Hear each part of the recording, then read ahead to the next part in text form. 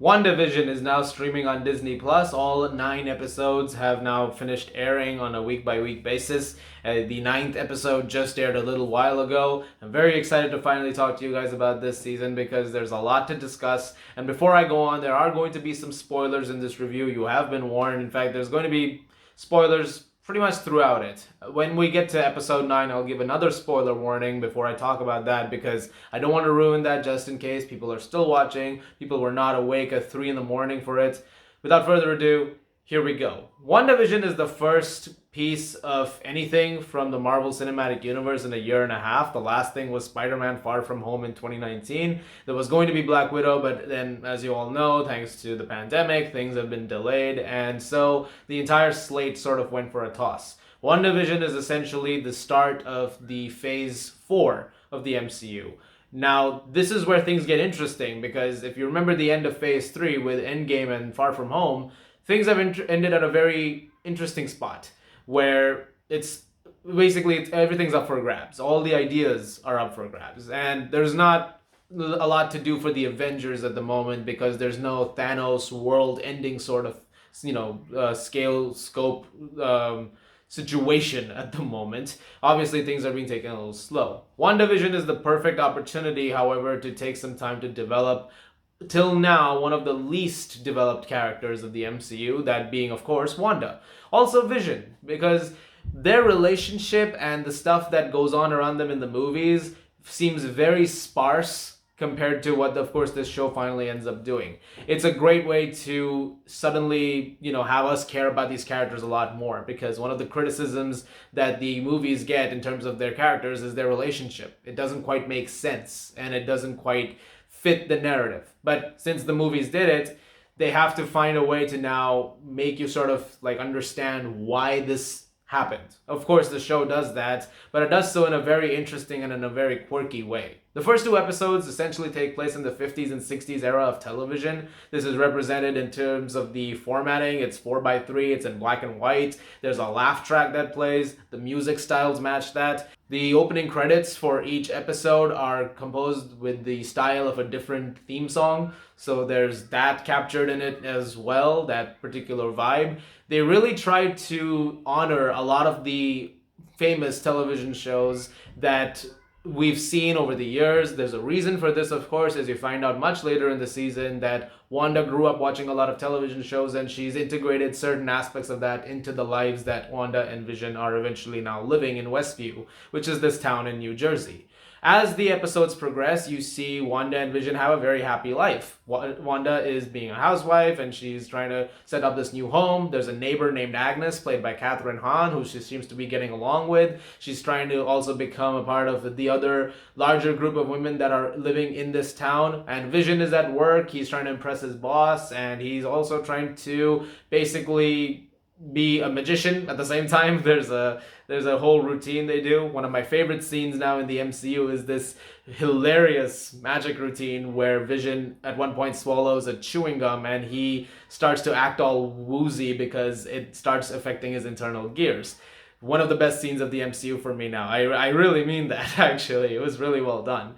These first 2 episodes were a really strong start, and once the vibe was established that this was going to be a very strange show, I was already into it. Eventually, the color transition happens at the end of episode 2, and episode 3 opens in color in the 70s, and at this point in time, Wanda is pregnant and she's having babies within literally hours, which is strange to everybody.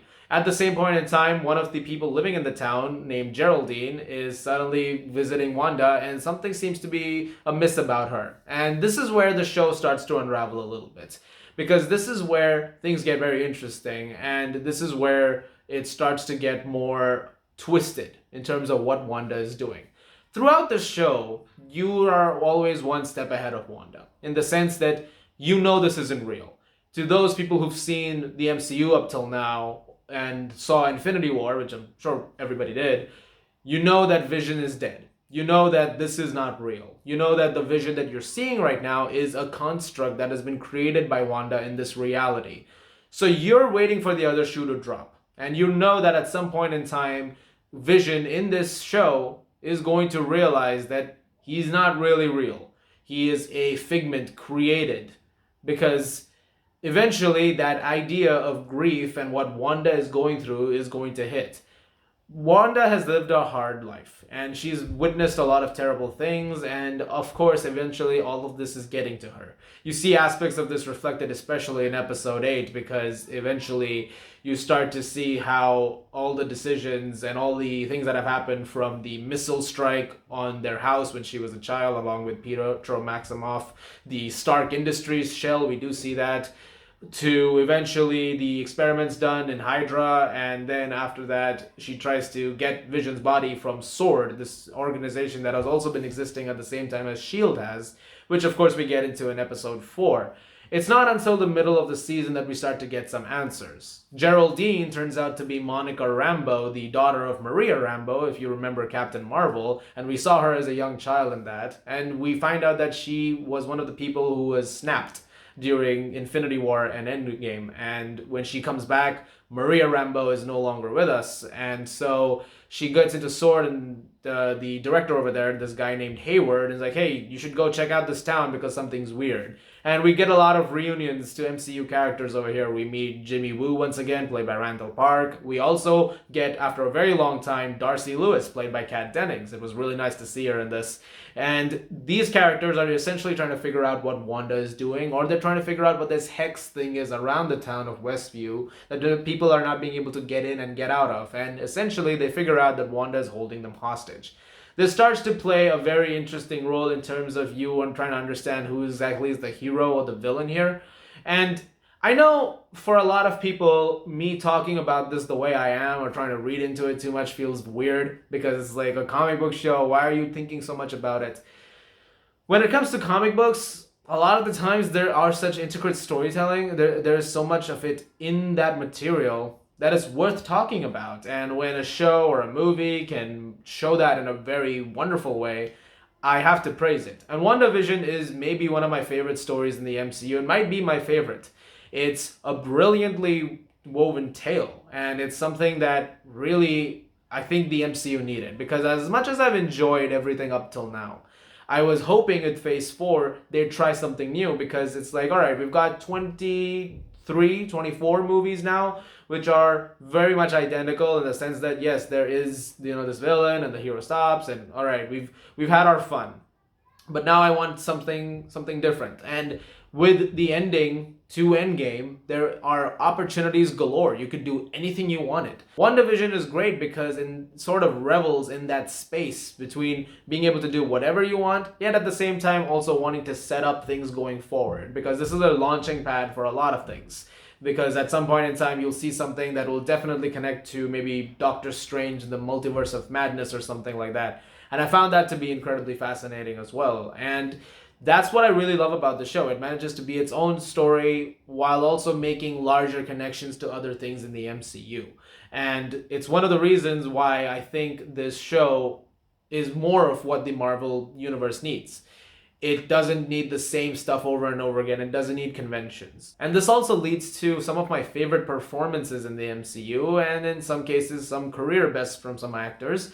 Elizabeth Olsen is magnetic in this. She is phenomenal. Throughout all 9 episodes, her performances are absolutely flawless. She does a wonderful job. And she's also got a very demanding role, because she's not just playing Wanda in one era and then you're sort of following her along as she's Scarlet Witch. She's playing Wanda across different eras. And so because those television eras are, they're constantly changing, because you go from the 50s to the 2010s, she changes along with that. The acting changes with that. The comedic beats change with that, if there are any. The dramatic beats change with that, because it has to feel like it was done like one of those sitcoms. The fact that she manages to convey that much range in these 9 episodes because of that is downright phenomenal, and it leads to some really heartbreaking moments from her. Paul Bettany is equally fantastic in this. He does a brilliant job, and you really feel for him, because as he's starting to slowly put together that something's wrong here and that he may not exactly belong in the world here. He doesn't have any memories of things that have happened prior to Westview. They just sort of ended up here as a married couple. That really hits you. And so you're seeing a man, or a robot synthezoid, as he calls himself, carbon-based synthezoid, actually. You're seeing this thing, and also Wanda slowly starting to face their realities while also overcome their grief at the same time rather than be consumed by it. Even though a lot of the actions that are being demonstrated by Wanda are because of that grief. And it's starting to have an impact on everybody in the town because everybody is also under her mind control. And eventually, in moments where they break away from that, like when certain employees at the company that Vision works at do, you notice that they're trying to get out of there. It's like a hostage situation for them too. They're crying. There's at one point in time where they're at a Halloween party of sorts, and Vision is walking down the street. He sees a lady who's glitching. She's trying to put clothes on a line, and there's a teardrop. She's not even moving. It's incredibly a haunting shot. I really loved all of those aspects of the show. And again, it makes you see Wanda in a different way because it doesn't necessarily make you see her as a hero. It also makes you see her as kind of a pseudo villain. And I love the fact that the show was able to convey that. As the episodes progress, things get weirder because also other characters that she believed to have no longer, been in this world are suddenly popping up again, as episode 5 ends with Pietro Maximoff, this one being the version from the X-Men movies showing up. This was a big moment for a lot of people because they said, oh my god, are we going to get the X-Men universe finally colliding with the Marvel universe, the Fox universe, and the MCU Disney world? They're all going to become one. This is amazing. That's not quite what they do. I'll talk more about that later, but that was a really cool moment, I won't lie. And it also made things a little strange because suddenly it was like, why do you look so different? And they acknowledge the fact that he's been recast, which is also very, very funny. It's a very on the nose, break the fourth wall kind of moment, but I thought it was really well done. It was a very major moment in terms of the fandom, that is. Now eventually things become a little more interesting once you approach the tail end of the season. Now this is where I'm going to head into some super spoilers, if you will, so please be warned. In episode 7, you find out that whatever Wanda has been doing, and now we're in the 2010s, it's all starting to fall apart. And what is going on at this point in time is that while outside of the Hex, they're trying to figure out a way back in to get to Wanda, and Monica and Darcy and Jimmy are working together because Hayward's being an asshole, and Hayward's up to something of his own. We'll talk about that later. Wanda is no longer being able to control her reality. Things are glitching, things are constantly changing, she's not quite being able to keep that focus anymore, and she's just tuning it to a case of the Mondays. But eventually you find out that another presence is in the same place, someone else who is also toying around with what Wanda can see and eventually trying to get her to reveal her true powers as a witch. And this character is Agatha Harkness, who has been Agnes for this entire season up till now.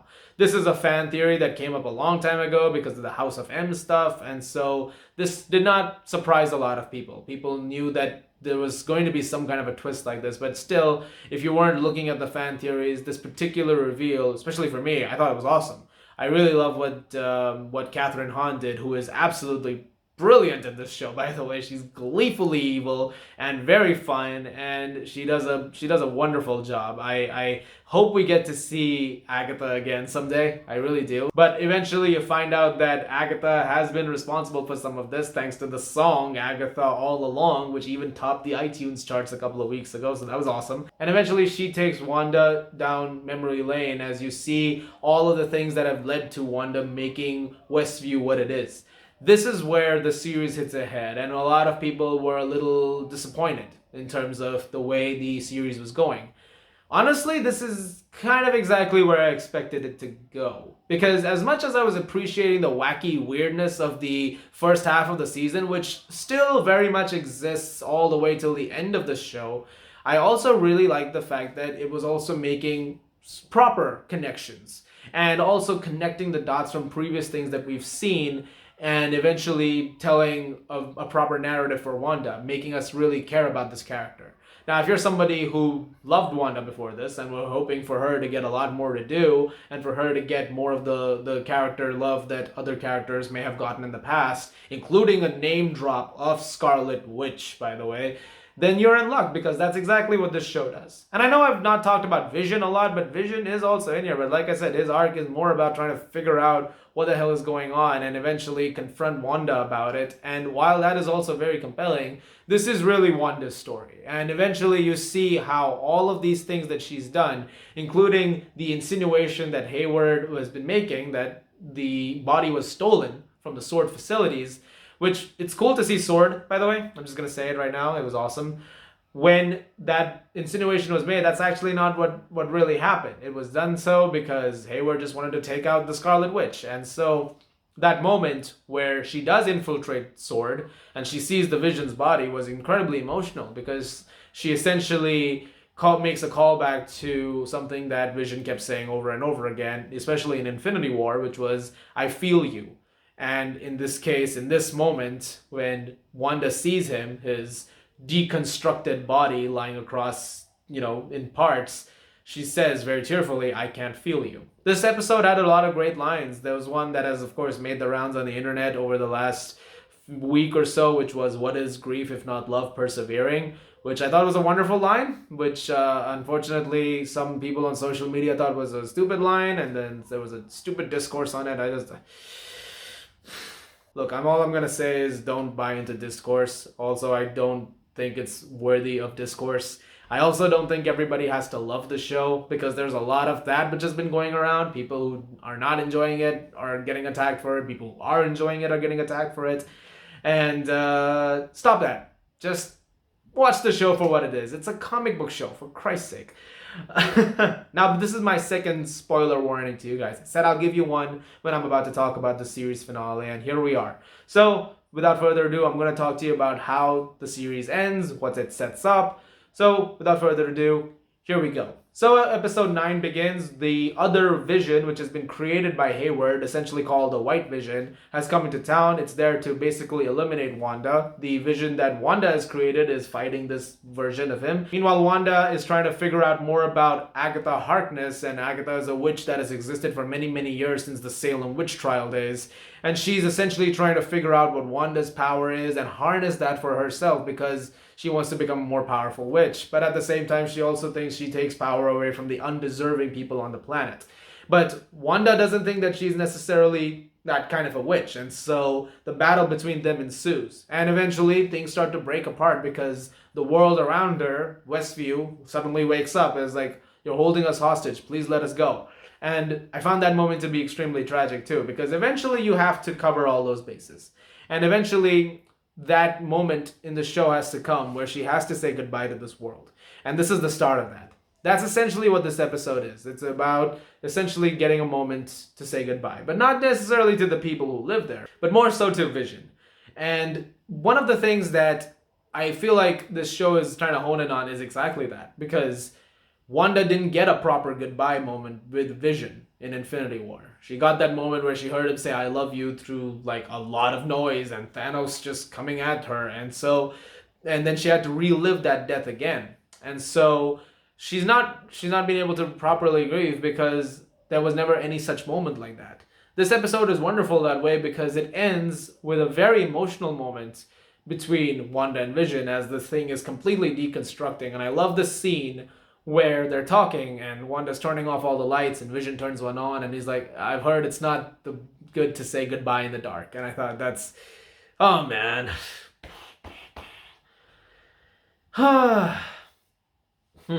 This episode was wonderful. I'm not gonna lie to you. I thought it ended in the way that I expected it to, and maybe in a slightly different way too. There were certain things that happened in it that I didn't quite see coming, but there was a lot of stuff in it that I did see coming.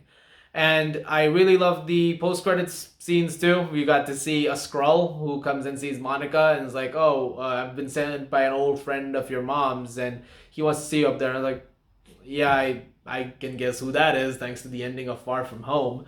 And I also really like the other end credit scene, which I'm sure is going to lead into the multiverse of madness, because Wanda's creating another kind of weird reality for herself with projections and all that, while she's going through runes. Which, speaking of which, the rune battle between her and Agatha, fantastic. I also like that you get to see Wanda in the Scarlet Witch costume, which has now been made more for the movies, but brilliant stuff. I really loved that moment, and it's going to get the most cheers out of people.